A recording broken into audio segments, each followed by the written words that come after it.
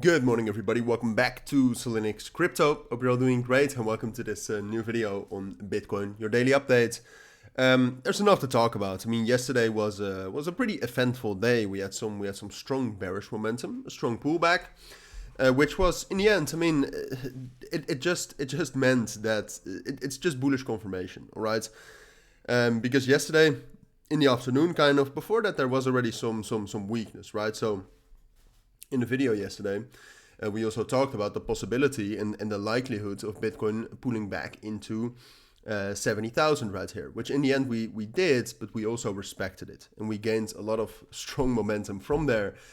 So I would say it's still bullish confirmation, but a move like this does make me realize that at some point of time, something like this is going to result in a bigger pullback. All right, I would be very surprised if it wouldn't. I mean, if you go all the way back from October, a move like this, I mean, this is very much a bull market move, but even in a bull market, you also get big pullbacks, all right? So something like this, I do think that's coming down the road, but for now, I still think we're bullish, all right? Like I said, purely technically, this was a very bullish reaction. I would even say if you look at Bitcoin right now, or if we actually look at the funding rate right now, the move yesterday was actually quite positive for Bitcoin. Here you can see yesterday afternoon especially, the funding rates were absolutely normalized.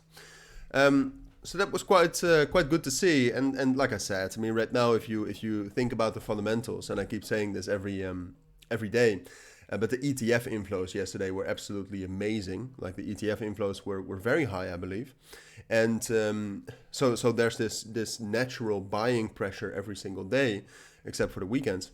And then we have the Bitcoin halving still coming up. I'm not sure when it is, Bitcoin halving. No, I think we can just see it right here. Yeah, so it's in 34 days, so that's also still far enough away to get some bullish momentum from that. At some point of time, I do expect some sort of a sell the news effect before the news actually hits.